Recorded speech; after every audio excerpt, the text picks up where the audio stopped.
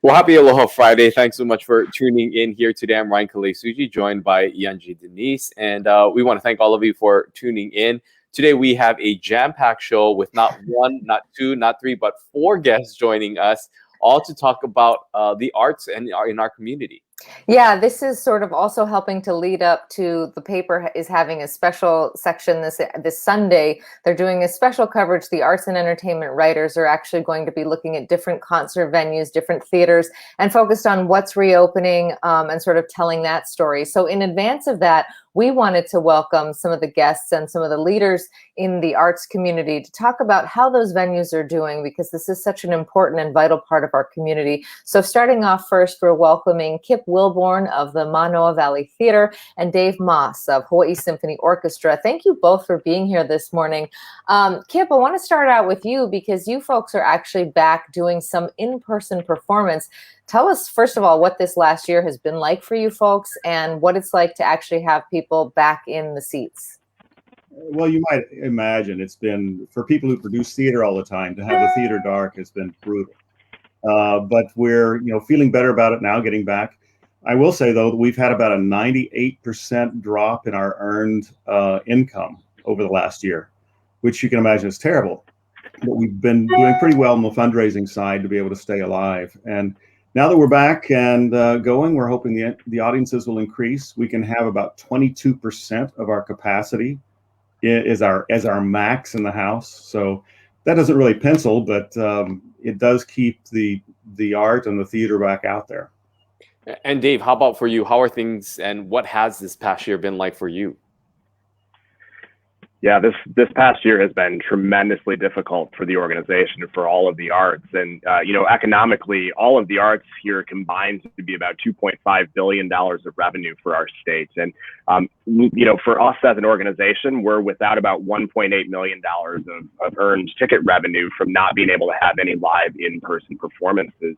What's unique about the Symphony is that we don't own our own venue. So we are, unlike Manoa Valley Theater and Hawaii Theater Center and Diamond Head, we're sort of at the whim of what the other venues allow us to do. We have a great relationship with the Hawaii Theater Center and have been doing a tremendous amount of digital programming live with no audience, streamed out, and some larger television broadcasts earlier in the year. But for us, we're trying to figure out what's next. Success used to be defined as having 2,500 people at the Blaisdell. Well, right now, success for the Blaisdell is running 2,500 people in there for vaccinations for the next 2 or 3 months as we get our community to the place it needs to be. So for us, we're starting to look at outdoor venues and what sort of possibilities there will be for that in the coming months. And Kip, when you start to welcome folks back, what is the theater experience actually like right now? Can you tell us a little bit about the folks who do get to come in person? Because I know you're just sort of doing a dual thing where you stream some and there's some in person, but for the folks who are actually in the seats, what is that like? Well, actually, the response has been really great. We have the Safety Verify certification for our venue as a safe venue that exceeds the CDC guidelines. And so I've gone out at the beginning of the performances and just talked to the audience and said, how do you guys feel? Do you feel safe in the room with this distancing and with the extra fresh air being brought in, the doors open? And everybody has been really thrilled. We've had no complaints whatsoever. In fact, I think that because of that, there's been a lot of word of mouth and help bring some more people into the theater. Dave, I'm wondering what the future looks like for the Symphony. I mean, as you mentioned, for the time being, the space that you normally utilize, of course, is being used as a vaccination center. And you mentioned you guys were looking at other options. But once you get back in there or into a venue, what does that look like in terms of any protocol or regulations and things that you folks are doing on your end to keep not only your team safe, but also those who attend? Yeah, that's a great question. I think one of the benefits we have is that we have an audience that's largely over the age of 60 and 65. So they've been vaccinated at this point, and we're hearing from them. They're ready to get back to the venues. There's this built up demand that I know that Kip is experiencing currently, and we will too as we get back to these live performances. But even outdoors, we will, in a venue such as the Waikiki Shell, which seats 8,000 people, we're looking at having a couple hundred people in that for our early performances and really maximizing the distance between people. Also for us, the orchestra at its full is about 64 musicians. And so we need a stage that can accommodate those musicians at 6 feet of distance at least, still through this process. And we have a new testing protocol in place so that our musicians, even though most have been vaccinated at this point, will also have a testing procedure in place. Kip, we've been focused so much on local businesses when we think about restaurants or retail, but I really feel like the conversation has not really focused on the arts. Theaters like yours, I know they don't operate with large margins to begin with. Has there been enough federal help? Have you been able, will you be able to make it through this? Yeah, I mean, yes, there's actually been, and especially with the anticipated shuttered venue operators grant, which is supposed to open up for application next week, next week. That's been really good. We've gotten 2 PPP loans, and which will be forgiven, so it's initially essentially a grant. And we've also got a fair amount of reserves, so we've built it up over the years. So that's been a lifesaver for sure. Dave, same question for you. How have you folks on the economic standpoint been able to manage and navigate through this? We've had access to a lot of the similar funding that Kip mentioned, two rounds of PPP funding that will both be forgiven. We've had some local support from MOCA last year with some of the original CARES funding. As Kip mentioned, the Shuttered Venue Operators Grant is something that we'll have access to. Legislation that was passed way back and signed on December 27th of last year. We're still waiting for those funds to be distributed to the organization. So those certainly will help, but we really have relied on fundraising, and I'm quite proud of the work. We are a community trust, and this community has stepped up to support the organization so that we will be here in the future alongside Manoa Valley Theater. And Kip, I'm wondering, just, having done all these streamed performances, do you think that this will change the way that theater moves forward? Do you anticipate, even when we are back to fully in person, still utilizing some of these online tools and reaching a different audience, if you will, maybe people who can't come to the theater or who traditionally don't? Yeah, I think that probably going forward that the digital aspect, the streaming aspect of theater is here to stay. The only obstacle we really are up against is that the publishers are considering pulling the streaming rights in 2022, so they'll no longer issue them. So for pieces that are commercially published, the mainstream pieces, it could be very difficult to get rights to stream, which would push us into more original works and to more new pieces. But I think it's a great opportunity for people who say, I'm not ready to go back to the theater, to be able to watch online. I know a number of my board members and a number of our regular ticket holders, they watched the last show online, quite a few. And Kip, just to follow up on that, I know that you folks have also expanded in this digital space by doing other things. Talk about some of the things that you guys have done, especially early on in the pandemic, to connect with those loyal patrons of the theater. Well, we have our Manoa Marquee each year is our big fundraiser, and we had to reschedule that 4 times because of the pandemic. And finally, we decided we're just going to do it virtually. And so we did, and it was a huge success, partially thanks to your company, by the way. I'm going to throw that. And you were fantastic. But yeah, it was a huge success. We exceeded any fundraising event, the amount that we raised this time, any time in our history, in 52 years. So it was really great. Yeah, and Dave, tell us a little bit about some, you mentioned television and streaming. Do you anticipate including more of that in the future, even as we do get back in person? Very much so. I think one of the biggest successes that we had was back in December when we did a televised broadcast fundraiser with Ron Artis II. He had reached out to us and said, how can I help the symphony? Music's important to me. Music in Hawaii is important to me. And we put together a show that aired 5 times on Hawaii News Now, and we were able to reach an audience of 210,000 people through those broadcasts. And we used to define success as only 2,000 in the house. We suddenly have this opportunity to reach so many more people, which we'll utilize going forward. And I think that for us, we're the Hawaii Symphony Orchestra. And we want to be, and our mission is to be the orchestra for all of Hawaii. And so for us to be able to build those relationships on the neighbor islands now, while we're not able to travel, will only be beneficial to us in the future as we get back over to those venues. You know, as we sort of wrap up this conversation with you folks, Dave, I'm wondering, what is your message out there to maybe those who are loyal fans of heading to, you know, and listening to you folks play? What can they look forward to here in the next few months? That's a great question. I'm really excited about what's happening at the organization. You know, we're becoming hyper local. We're trying to be reflective of the community that we serve here in Hawaii. And so as programs come together over the coming months, we're using that as the lens that we look through because of what we've learned over the past few months. So working with local composers, working with local artists to really sustain the organization going forward here. So I'm eager to be outdoors. You know, I think that there's a wonderful sense of place around the Waikiki shell. We have a few hurdles to get over, but I'm confident that we're going to get there. But also, you know, it's beyond that. You know, it's the new theater at Moanalua High School. You know, we shouldn't expect that you always have to come to the Symphony. It should be the Symphony's responsibility to come to you in other places around Hawaii and really fulfill our mission through that. And Kip, for you, same question for folks who are ready to re-engage, who are ready to come, sit in one of your seats. What can we look forward to coming out of Manoa Valley Theater? We have another show opening in May, Tiny Beautiful Things by Cheryl Strayed, which is a fantastic script, and we have a really amazing cast.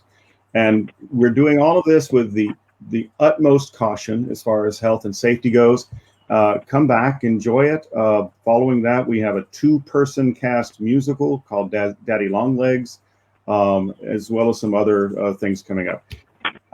I think that we're on our way back. I was encouraged today by an article in Broadway World that said that today, I think the New York theaters, venues can open with 33% capacity. So, I mean, that's pretty great. And the head of the Broadway League said that they're looking toward a September full opening with everything normal.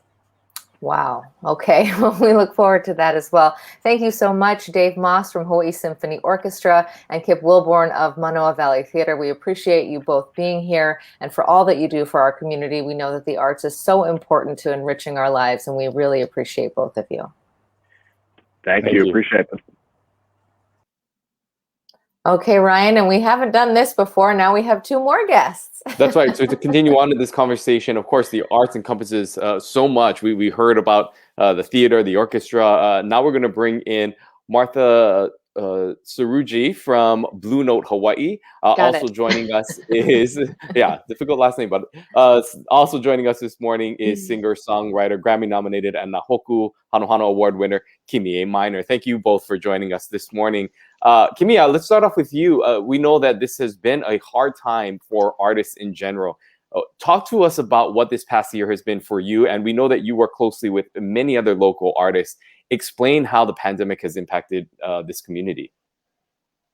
I mean, it's been pretty detrimental, to be honest, because so many of our artists here in Hawaii are gigging artists. Either we're touring, the Green, Anuhea, those kinds of bands are touring, or even those that are gigging and just working Monday through Sunday, doing gigs out and about. So it has been, the honest truth is it's been very detrimental, and we've been pivoting, figuring out ways to still survive during this time as gigging musicians.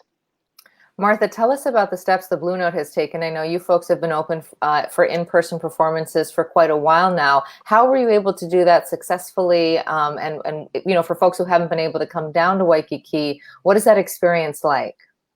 We made a lot of changes to the venue. We invested a lot in PPE. Kimié actually made a nice promo video for us walking through what the changes to the club are. We're doing all mobile ticketing, temperature checking every single guest upon arrival. All of our tables are socially distant. We even have a push button on our tables now, so our servers won't approach the table unless you call them. We have a giant plexiglass screen across the front of the stage, and our capacity's been decreased significantly. We're only at about 30% still, even with Tier 3. And so what does that future look like? When do you foresee yourself moving out of allowing, I guess, more people and expanding your capacity? I would love to know that. I would love, I think that maybe Governor Ige can answer that. You know, I'm actually going in today to kind of measure some things with our GM and see if there's a possibility to open up more tables. We are recently now, we're able to open up the bar area. I think that adds 8 more seats. So, you know, hopefully soon. I think things are looking up, but until we can operate at full capacity, it's going to be a struggle. And Kimié, I wonder, just as an artist, what is it like to be with people again? I know they have the plexiglass. So just as a performer, what is that, you know, so much I think of, and I'm not a musician, obviously, but so much of that is that relationship with the audience. So what is that like performing in a venue that does have those restrictions, but it also must be nice to just have the vibe of the crowd? Absolutely. I mean, at the end of the day, we're just happy to be with our fans, even if we're between a plexiglass and farther away. Um, it's definitely different and it's difficult, but like I said, it's so nice to just be able to hear them, because we have totally moved to this online live stream platform. Actually, it's been a year since I started our Haku Collectives, Mele in Hawaii. We're interacting with fans, but it's all like just through typing and communicating, like, you know, that way virtually. So it feels so good just to hear a hoot or a holler when they like a song. Like, it just brings me back to kind of the passion, right, of music and why we do what we do. Yeah, Kimié, I'm wondering if you can expand a little bit more on Haku Collective and how that came to be, and because it's one of the success stories throughout this pandemic of really this hui that has come together. Explain a little bit more about what Haku Collective is. Yeah, Haku Collective is a company by artists for artists. We're a production company, a management company, and really a year ago, right when this pandemic happened, I called my team and I said, we got to put together like a live stream concert because everyone's stuck at home. All of our artist friends want to sing and all of the fans want to connect. And so I think our very first live stream was March 20th. So we just celebrated our 1 year.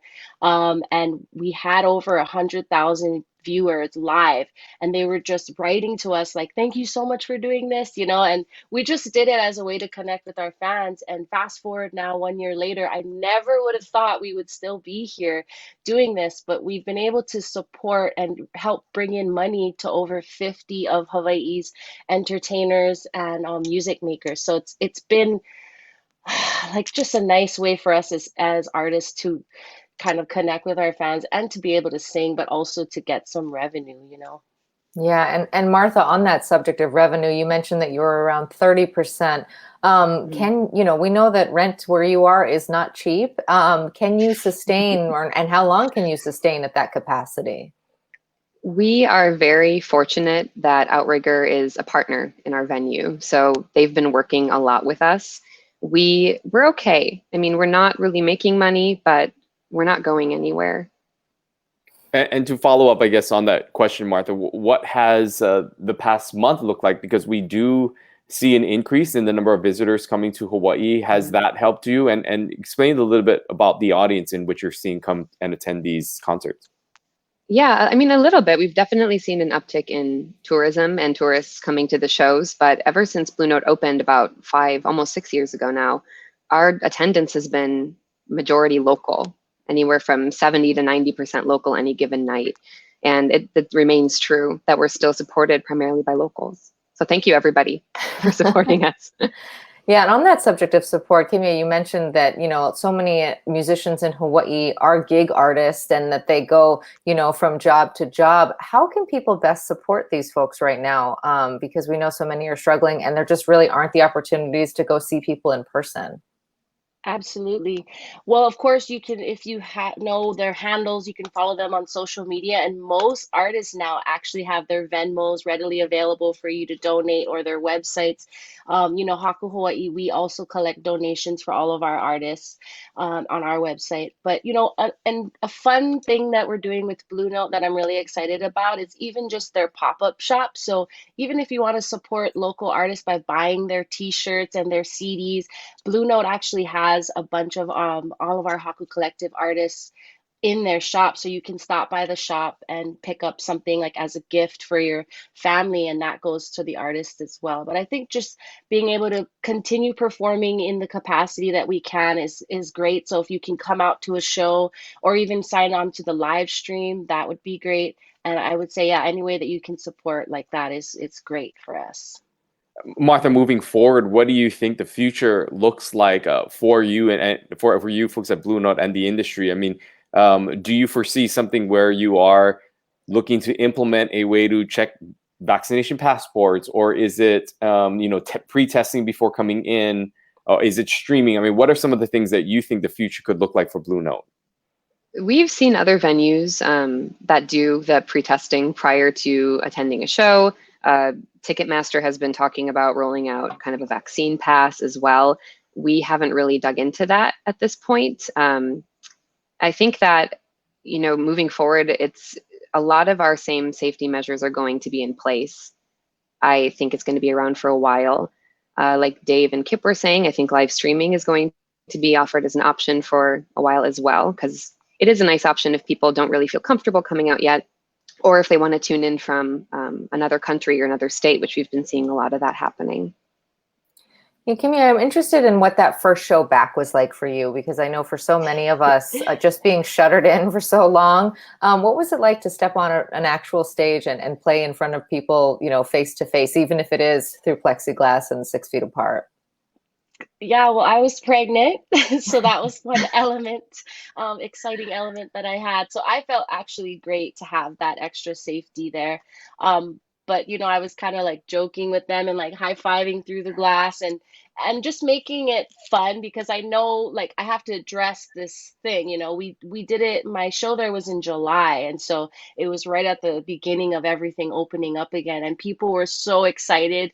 I felt the energy in them just to be able to connect through music like that. And it was so magical. And I thank the Blue Note for opening, this channel for us as artists to get to come there and do shows still. So I'm excited. We're going to be back there April 17th with my new collective of young up and coming artists. And I can't wait to see, because this is their debut performance, but also they'll have the plexiglass. So they'll have more of a challenge, and I'm excited to see what that's going to be like. But I still feel that the people out there, music has been all of our therapy throughout this year, and so if it's a way for us to just take a breath and let it all in and out, I think it's like exchanging of ha and breath, and I think it'll be great. I think it's going to be exciting.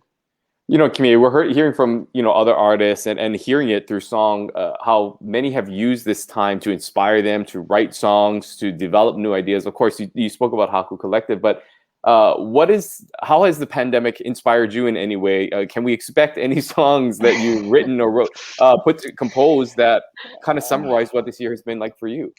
Yeah, I mean, to be honest, I don't know if you guys can tell, but I have like bags under my eyes because I've got 3 little babies, and so I'm a stay at home, work from home mom, and thank God I have a sitter today, so they're not going to be running in here. But I can commiserate with everyone else who's working from home and doing homeschool and so challenged in all of those ways. I'm totally at the 1 year mark. I'm beyond exhausted on all the levels. And so I've just been really raw and real and authentic and vulnerable with myself, because I can't hold it together, and it's okay to fall apart sometimes. And so for me, that's through music. And I am working on a new album. I'm actually going back to my roots and doing a reggae album, a EP, and I'm really excited just to be able to be that, real and authentic, vulnerable person, because I feel like that's what everyone wants right now, is to find people they can commiserate with too, celebrate, we're still here, and also like, but it's been hard. Yeah. It definitely has been hard. And Martha, what are you seeing just from the artists who are coming? I'd imagine that you see a lot of that vulnerability on stage. I know you guys are also doing comedy, and there's probably a need for that as well. But I'm just wondering what you're seeing for the folks who are coming on stage. Those performances must be pretty amazing. There is so much joy across the board for a lot of the performers. It's their first time that they've performed in a year or more. both our local acts and the national acts that we're bringing in, comedians and bands. And yeah, I think it's great to have the audience there for once. Like Kimié was saying, everybody, is virtual and online these days. And just to be presenting a live show, I think people were ready to get out and, I don't know, celebrate. As we wrap up here, Martha, I'm wondering if you could just provide what's the next steps, I guess, for Bruno. What can fans and people who enjoy coming into Waikiki and seeing your shows, what can they look forward to, and any other final message that you have here this morning? Yeah, we're presenting, I think, over 20 shows this month in April, and 10 of those are going to be live streamed. We have both local and national acts coming in, and we're going to keep cranking away and presenting live shows for the future, foreseeable future. So come on out and support.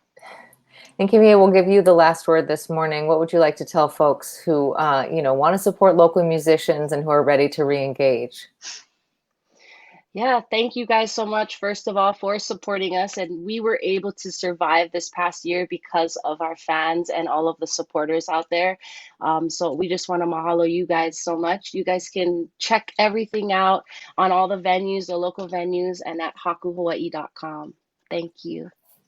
All right. Kimié and Martha, thank you so much for joining us this morning and for keeping all of us here in Hawaii entertained during this time as well. Mahalo. Well, great to hear from everyone. And as we mentioned at the top, be sure to check out Sunday Star-Advertiser, the paper's entertainment writers. They'll be looking into further reopenings of local theaters and classical music concerts, along with other venues. So that'll be sort of an interesting roundup of what is available and what we can look forward to.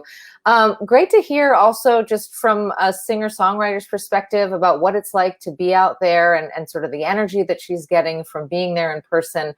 It really does sound like if you are able to attend those in-person concerts, that they must be pretty special.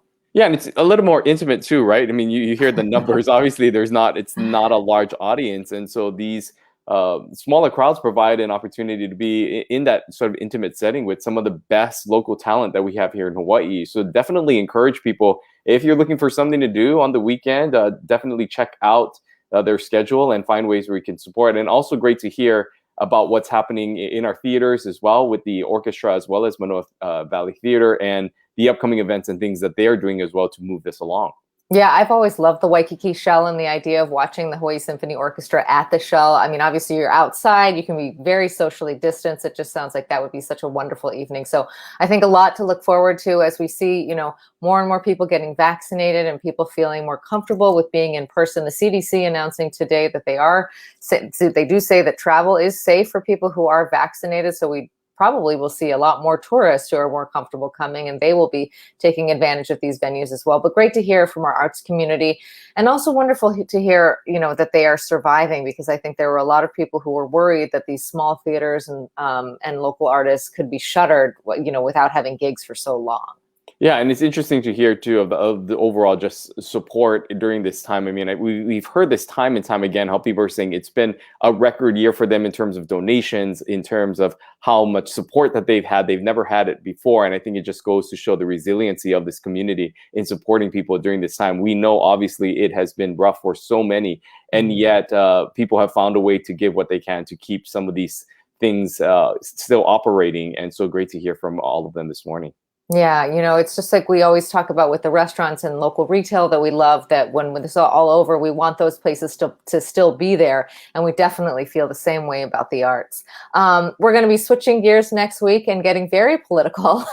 We start out the week with Governor David Ige on Monday. Senator Brian Schatz is joining us on Wednesday. And then Anton Krucky from the Office of Housing and Homelessness of the city. He's been just newly assigned to that post. So we want to know his outlook on the homeless situation and to find out what the city plans to do when it comes to affordable housing. So we have a lot of great guests next week. That's why we want to thank all of you for tuning in this morning. And we look forward to those conversations a full week next week ahead, and really the whole month of April. We thank you all for joining us. Have a great weekend. We'll see you right back here on Monday with Governor Ige. Aloha. Aloha.